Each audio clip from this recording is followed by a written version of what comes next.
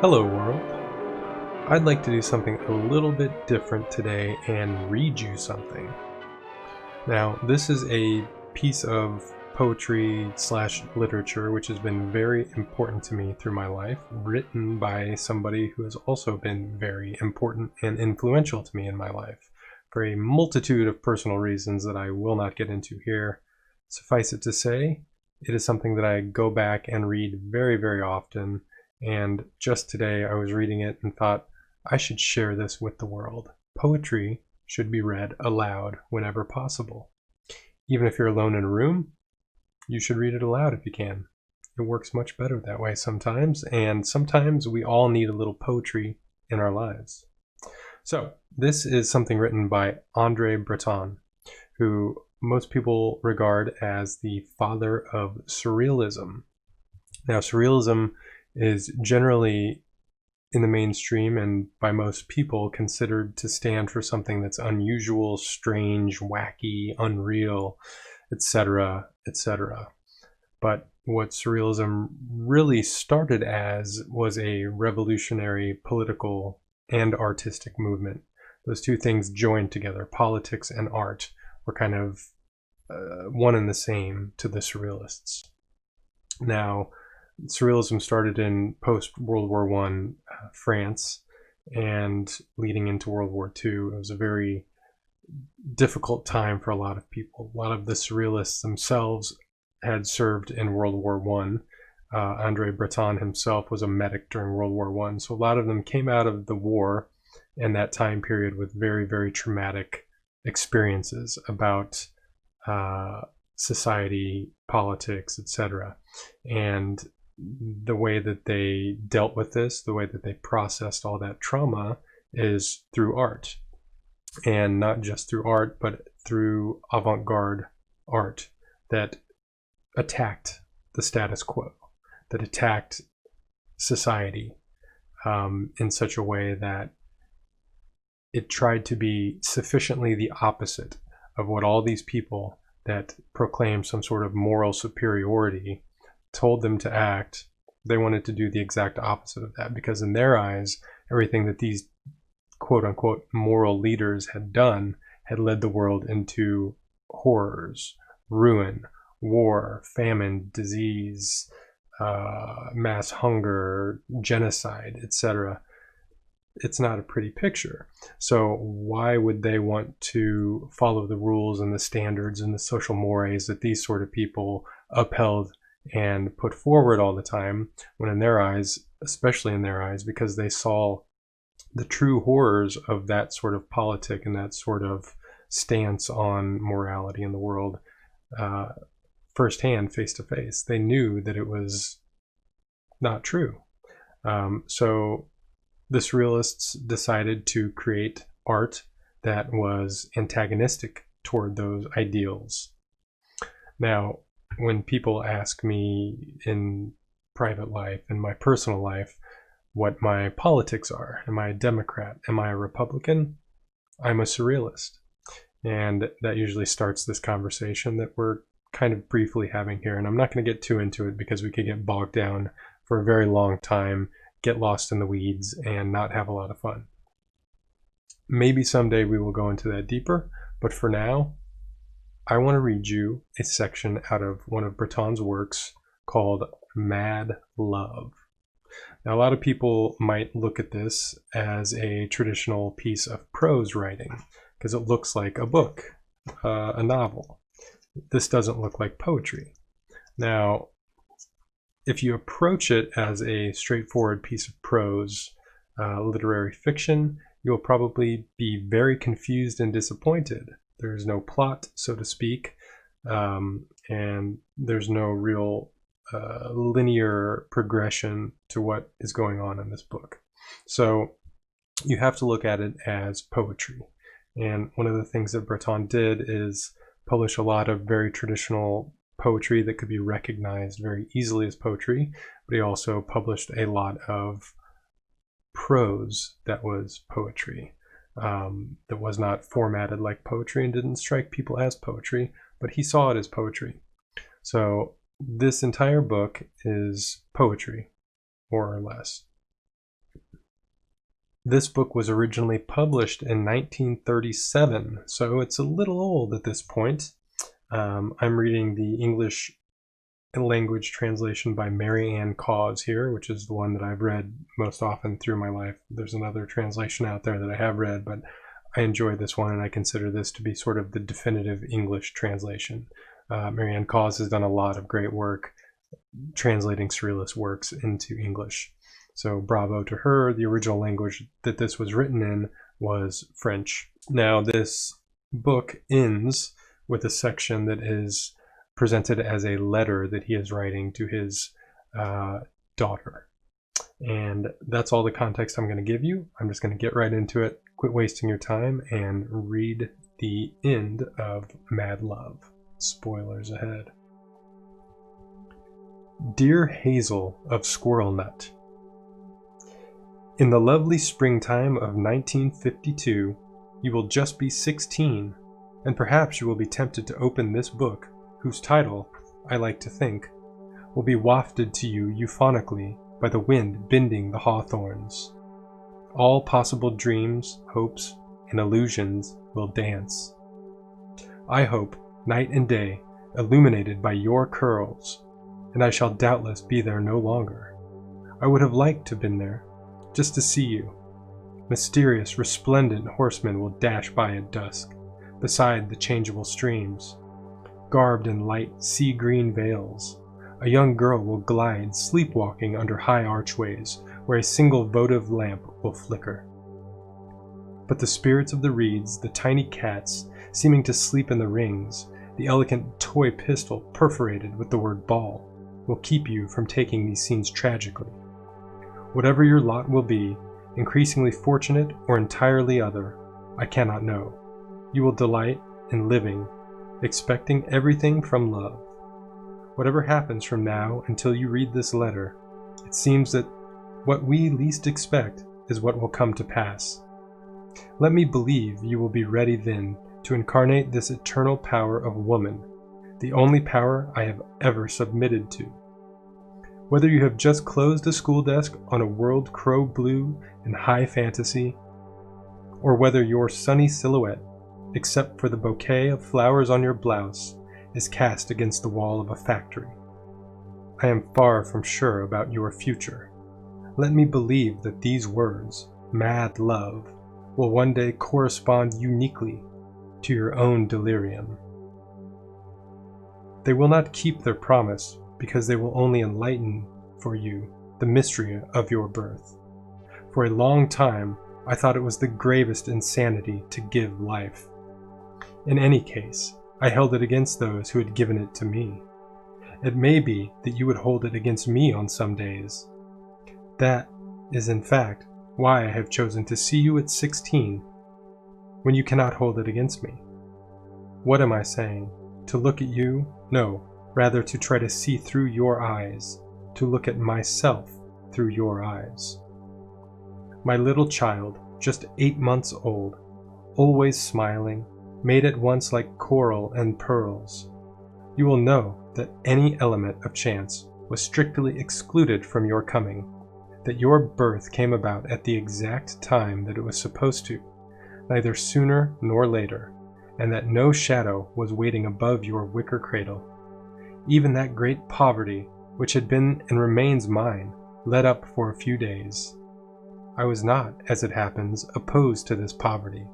I accepted to pay the price for not being a slave to life.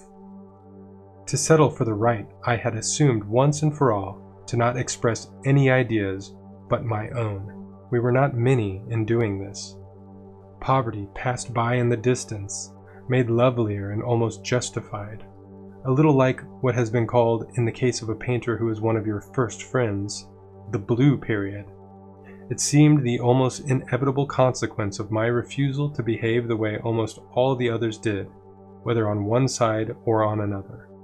This poverty, whether you have had the time to dread it or not, imagine it was only the other side of the miraculous coin of your existence. The night of the sunflower would have been less radiant without it. Less radiant because then love would not have had to confront all it did confront. because it would not have had, in order to triumph, to count in everything and for everything on itself only. Perhaps this was a terrible imprudence, but it was exactly this imprudence that was the loveliest jewel of the case. Beyond this imprudence, there remained nothing except an even greater one, that of bringing you to life, whose perfumed breath you are. It was necessary, at least, to extend from one to the other a magic cord, stretched to the breaking point above the precipice so that beauty could rise, with just its balancing rod, to pluck you like an impossible flower of the air. May you delight at least one day in believing you are this flower, that you were born with no contact with the ground, unfortunately unsterile as it is with what is commonly called human affairs. You have come from the slightest shimmer of what was rather late for me the goal of poetry, to which I have been devoted since my youth.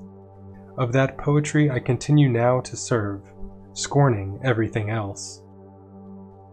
You appeared there as if by magic, and if ever you detect a trace of sadness in these words, that for the first time I address to you alone, say to yourself that this enchantment continues and will continue to be identified with you, that it is strong enough to rise above any heartbreak, forever and for a long time. Those two great warring expressions that confront each other whenever it is a question of love have never exchanged more blinding sword thrusts than today, above me in a sky entirely like your eyes, whose whites are still so blue. Of these two expressions, the one that wears my colors, even if its star may be wanting now, even if it must lose, is forever. Forever, as in the oaths that girls insist on hearing. Forever, as on the white sand of time through the grace of this instrument which is used to measure it, but only fascinates you and leaves you hungry, reduced to a stream of milk endlessly pouring from a glass breast. Despite everything, I shall have maintained that this expression forever is the master key. What I have loved, whether I have kept it or not, I shall love forever. As you are called upon to suffer also, I wanted, in completing this book, to explain to you. I have spoken of a certain sublime point on the mountain. It was never a question of establishing my dwelling on this point.